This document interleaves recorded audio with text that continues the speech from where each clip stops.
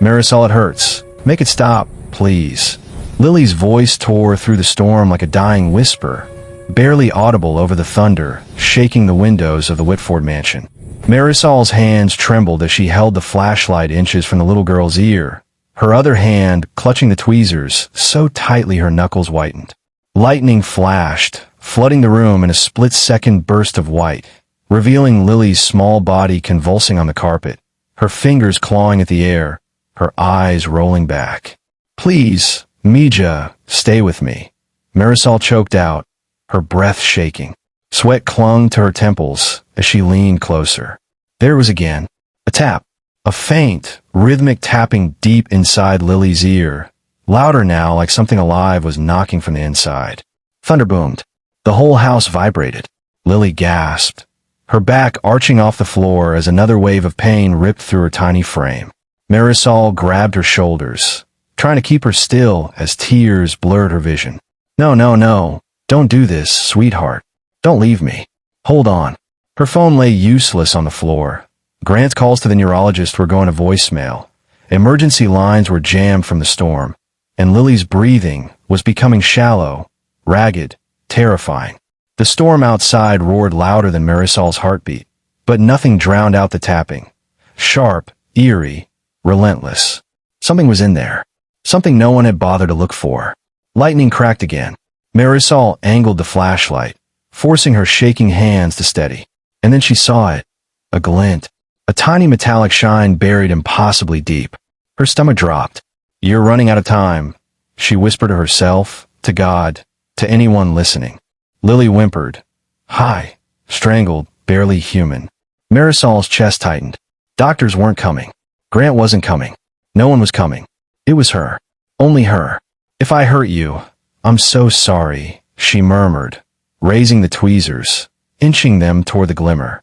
Her breath hitched as the tool made contact. Lily screamed, body twisting violently. "No, no, please, Lily, please, hold still." Marisol forced herself forward, determination drowning her fear. The tweezers slid in deeper. The object shifted, and suddenly footsteps thundered down the hallway. "Marisol!" Grant's voice exploded through the storm, closer, accelerating, heavy with panic. "Lily!" Marisol froze, fingers still inside Lily's ear, heart slamming so hard she thought she'd faint. She turned her head toward the doorway at the exact moment the handle twisted. To understand how everything spiraled into this life or death moment, we have to go back to where this heartbreaking journey truly began. Before we proceed, please take a moment to like, subscribe, and comment where you're watching from to support this channel growth. It's just a push of a button to you, but it means the world to me. Thank you. Now let's get into it. Grant Whitford froze in the doorway, breathless, rain-soaked, and terrified. His gaze locked on Marisol, crouched beside Lily with a flashlight and metal tweezers inside his daughter's ear. His voice caught, confusion and fear knotting together. But before he could speak, Lily let out a broken cry that shattered him. That sound, raw, weak, agonized, dragged him backward through time, back to the life he'd been barely holding together. Just 3 years earlier, Grant had been Austin's golden boy, featured in tech magazines, photographed at Tesla meetups, and known for launching the AI startup that reshaped downtown's innovation district. But none of the interviews or Forbes articles ever captured the real Grant. A soft-spoken father who packed tiny lunches with smiley-faced strawberries and danced with his daughter in their kitchen to Taylor Swift. Lily had been sunshine, bright, curious, racing through Zilker Park chasing butterflies, asking questions faster than he could answer. But the shift began slowly. First it was imbalances, little stumbles at home he brushed off as growing fast. Then came the forgetfulness. She'd lose her words mid-sentence, blinking hard like she was trying to catch them floating away.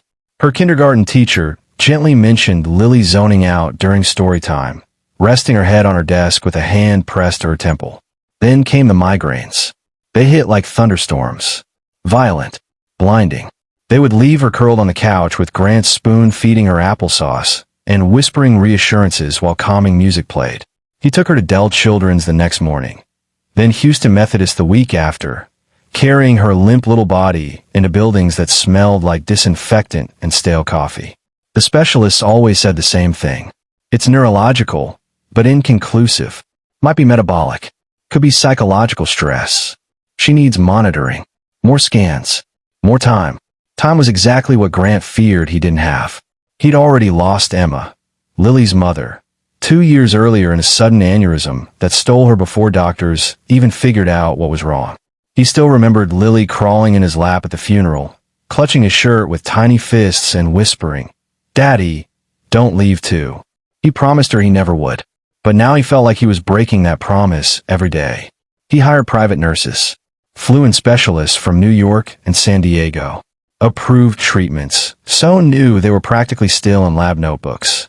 He stayed up every night reading medical journals until the sun rose over Lady Bird Lake, only to find Lily growing weaker, her steps unsteady, her speech sometimes slurred, her hands trembling when noise was too loud at school. One afternoon at Starbucks on South Congress, she tugged on his sleeve, eyes glassy. "Daddy, too bright," she whispered before collapsing against him. Grant caught her just before her head hit the floor. He held her tighter than he ever had, whispering, "I'm here, baby. I'm here." He would have burned the world down to keep her safe, but he couldn't even get a diagnosis. That's when he expanded the home staff, security, overnight nurses, and a new housekeeper recommended by a friend. Marisol, quiet, attentive, gentle with Lily in a way that made Grant exhale for the first time in months. He hoped more hands, more eyes, more help would finally create the stability his daughter desperately needed. Little did he know the person he hired to clean the house would soon uncover what every doctor in Texas had missed. If you were Grant, watching doctors fail your child again and again, what would you have done differently? Marisol Reyes hadn't expected her life to twist in this direction, not after everything she'd fought through to get here. She grew up in a modest neighborhood on the east side of El Paso, the eldest of 4, raised by a mother who worked double shifts at a laundromat and a father who disappeared before she learned to write her name. Life taught her early how to survive quietly, how to work hard without expecting applause, and how to listen, really listen, to what people didn't say out loud. It was a skill that helped her hold jobs others crumbled under, and one that would change everything the day she stepped into the Whitford home. Her first impression was simple: silence. Too much of it. Not the peaceful kind. This was the echoing, uneasy quiet of a house waiting for answers no one had. The mansion was spotless, modern, and cold, its hallways lined with framed magazine covers of Grant's success. But what caught Marisol's attention wasn't the decor. It was the little girl curled on the living room couch, clutching a stuffed sloth like it was keeping her alive. Lily barely looked up when Marisol introduced herself. Her eyes were glassy, unfocused, and when she finally whispered a soft hi, her voice trembled like she was afraid sound itself might hurt her. Over the next few days, a fragile bond began to form between them. Marisol read to her in the late afternoons, stories about brave girls and magical forests. She brushed Lily's hair gently before bed, learning the rhythm that soothed her. They sat on the balcony overlooking Austin's skyline, watching the city pulse below them while Lily leaned quietly against her shoulder. It was during one of these quiet evenings that Marisol heard it for the first time. A tap, a faint, irregular clicking coming from Lily's right ear as the child tilted her head and winced. Marisol froze, thinking maybe she imagined it. But when she leaned closer, the tapping grew sharper, like something metallic shifting inside a hollow space. "Sweetheart, does your ear hurt?" she whispered. Lily nodded, slow and frightened. Marisol felt a chill, confusion prickling beneath her skin. How had no one mentioned this? With all the specialists, the scans, the experts, hadn't anyone noticed a sound like that? She waited 2 days before saying anything to Grant. He was overwhelmed, exhausted, half living on black coffee and worry, so she approached him carefully in the kitchen. "Mr. Whitford, I heard something in Lily's ear. A ticking sound, like something is inside." Grant's reaction was immediate and dismissive, though not unkind, just worn down. He rubbed his temples and shook his head. "Marisol, trust me, if there was something physically wrong, the doctors would have caught it. We've done every scan imaginable." His voice carried the kind of faith only someone desperate can cling to. But the tapping didn't stop, nor did Lily's decline. Her headaches worsened, She'd clutch her head and rock silently. She'd get disoriented walking from one room to another, bumping into door frames. Sometimes she'd stare at Marisol with wide, terrified eyes, like she was hearing or feeling something no one else could. The more Marisol watched, the stronger her unease grew. This wasn't normal, and it wasn't being treated. Something was being missed. But every time she tried to bring it up, the wall between her instincts and Grant's trust in experts grew thicker. She was just a maid. What did she know compared to neurologists and specialists? Still, she kept listening, because the tapping was getting louder.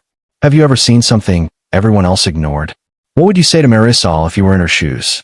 The storm rolled in without warning, thick Texas clouds swallowing the sun, thunder cracking across the Austin skyline like the sky itself was splitting open. By late afternoon, the Whitford house felt wrapped in static, every window trembling as lightning flashed white across Lily's bedroom walls. Marisol had just finished folding laundry when she heard a soft thud upstairs. Too soft to be a fall, too heavy to ignore. Her heart lurched. She rushed up the staircase, calling Lily's name, but the storm drowned out her voice. She found her on the floor beside the bed, pale, trembling, her breath shallow like she was sipping air through a straw. Lily? Sweetheart. Mija, look at me. Marisol dropped to her knees, hands shaking as she checked Lily's pulse. Still there. Weak but steady enough. Her first aid training kicked in despite the panic clawing up her throat. Outside, thunder exploded. Lily flinched violently. Then came the tapping. Not faint anymore. Not the subtle, curious sound Marisol first noticed weeks ago. This was louder, sharper, rhythmic, like something knocking from inside the child's skull, demanding to be heard. Lily cried out, clutching her ear with both hands. Make it stop. Please make it stop. Marisol's blood ran cold. She grabbed her phone. Grant should have been 10 minutes away. Just a quick run to Whole Foods. But every call rang out. Voicemail. Again. And again. The storm must have knocked out towers, she told herself, but fear said otherwise. She was alone. Okay, just breathe, baby. Her voice wavered as she grabbed the emergency flashlight from the dresser drawer. She gently tilted Lily's head, shining the beam into her ear, and froze. There, deep inside, barely visible, was a tiny metallic edge, a shape that did not belong in any child's ear. A foreign object wedged so far in it blended with shadow. Oh God, the room spun. No doctor was picking up. The pediatric neurologist's after-hours line clicked endlessly. Every second Lily coughed or whimpered felt stolen. Her mind raced with consequences. She could hurt Lily. She could be blamed. She could lose the only job that allowed her to support her family in El Paso. Grant trusted the professionals. What would he say if he walked in and saw her trying something like this? But then Lily's body stiffened. Her eyes rolled back. A seizure. No, Lily, stay with me. Marisol held her gently, positioning her safely, counting the seconds, whispering prayers she hadn't said since childhood. The tapping grew louder still, almost vibrating through her hand. The moment the seizure eased, Marisol made her decision. She tore open the first aid kit, grabbing the sterilized tweezers, her breath unsteady. Her name, Mija, but I can't lose you. She angled the flashlight between her knees, gripping the tweezers tight. Thunder cracked again as she inched them toward the metallic shine. Her hand shook violently. She swallowed her fear, forcing herself to breathe. Just hold on, please hold on. The storm roared, the lights flickered, and Marisol's heart pounded so hard she felt it in her teeth. She carefully slid the tweezers deeper, feeling resistance, then the slightest shift of something unnatural. Moments like this remind us how fragile life is, how one choice can change everything. Stories like Lily's deserve to be heard, not for the views, but because someone out there might need the reminder that ordinary people can be heroes. If you feel that truth, stay with us. It helps more than you know. Marisol tightened her grip. The object began to move. The metal finally gave way with a soft, sickening scrape, just as the bedroom door slammed open. What are you doing to my daughter? Grant's voice broke like something inside him had snapped. He froze in the doorway, soaked from the storm, Whole Foods bags falling from his hands as he saw Marisol, crouched over Lily, tweezers in hand, the tiny metallic object glinting between them. Grant! Wait. She was seizing. I had to get away from her. His roar shook the walls louder than the thunder outside. In seconds, he was across the room, pulling Lily into his arms, shielding her trembling body, as if Marisol were the threat. She stumbled back, breath shattered, still clutching the flashlight. I was helping her. Poor favor. She couldn't breathe. But he wasn't listening. His hand shook so violently, he could barely unlock his phone. I'm calling 911. Don't move. Don't you move. Within minutes, paramedics rushed into the house, rain-soaked and shouting orders. The room exploded with movement. Oxygen masks, vitals checks, a stretcher sliding in. They lifted Lily, limp but breathing, and whisked her toward the ambulance. A police officer held Marisol back when she tried to follow. Ma'am, stay where you are. Grant wouldn't even look at her. The siren screamed into the night. At Dell Children's, the chaos blurred into a storm of fluorescent lights, doctors shouting codes, monitors beeping in relentless patterns. Grant stood outside the trauma bay, trembling so hard his phone slipped twice from his hand. He replayed the image over and over. Marisol leaning over his daughter with tweezers. His chest tightened until he swore he couldn't breathe. Hours felt like days. Then a doctor stepped out, still gloved, still breathless. Mr. Whitford, we found something. Grant's stomach dropped. Is she alive? She's stable. But you need to see this.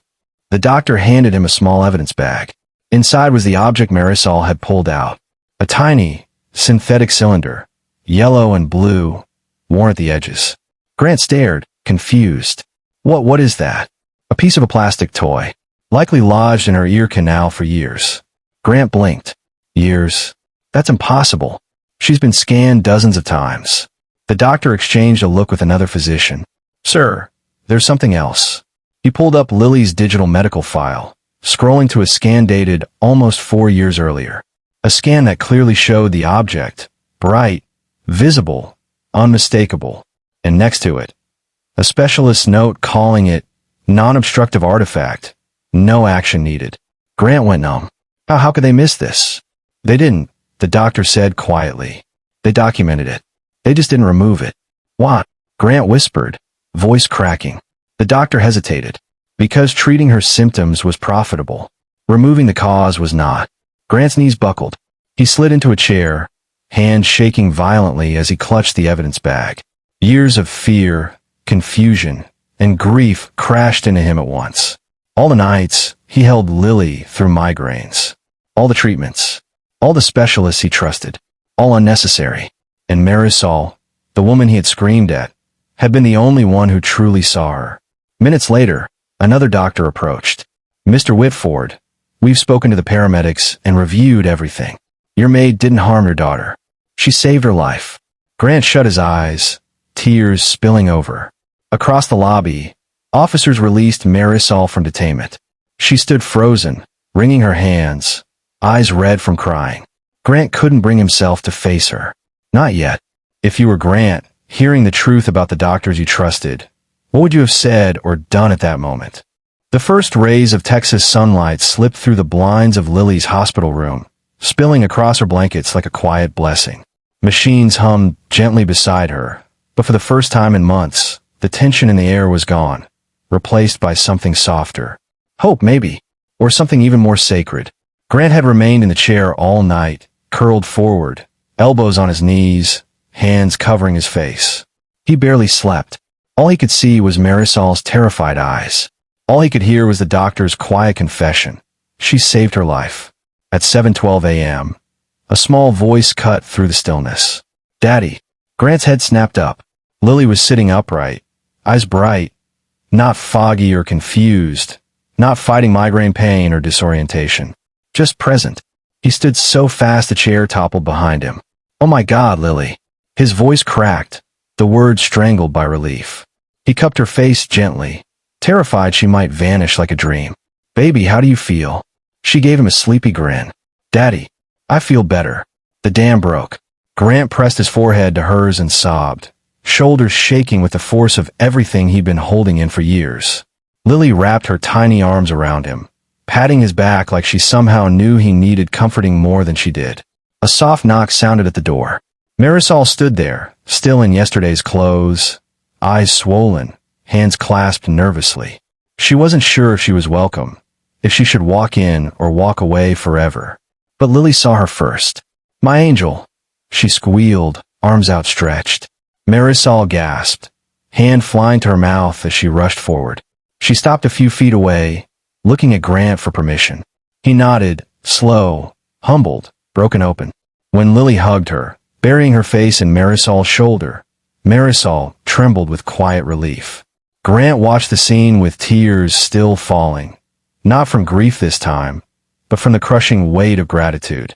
"Marisol," he said, voice thick, "I owe you the deepest apology a man can give. I failed my daughter, and I failed you. You were the only one who saw her, the only one who listened." Marisol shook her head, crying. "I just did what any mother would do." "No," Grant whispered. "You did what every doctor should have done." Within days, Austin exploded with the story.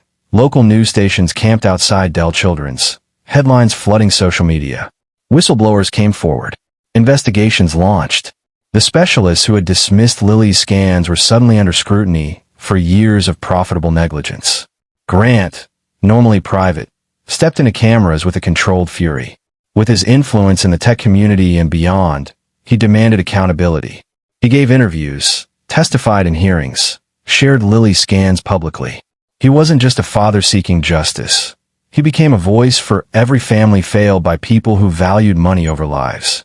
But the biggest change happened back home. When Lily was discharged, Grant welcomed Marisol into the house, not as staff, but as family support, as someone Lily trusted, as someone he trusted. One evening, as Lily played with her dolls on the living room floor, her laughter echoing freely for the first time in years, Grant turned to Marisol and said, "I keep thinking about how close I came to losing her. And if you hadn't been there." Marisol looked at him softly. "Sometimes the people who help most aren't the ones with titles, sir. Sometimes they're just the ones who care enough to act." In the warm glow of the living room, her words settled like truth they had always known but never named. Doing the right thing didn't require credentials, just courage and compassion. What would you say to Marisol if you had the chance to thank her yourself, after everything she risked? And if you're still here, maybe that means the story meant something to you. Maybe it made you feel a little less alone in whatever you're carrying. I've spent hours crafting this, and the only thing I ask in return is a click, a tiny tap on like a small subscribe. To you, it's a second. To me, it's the reason I keep creating. Don't disappear into the scroll. Stay. Join me for the next story.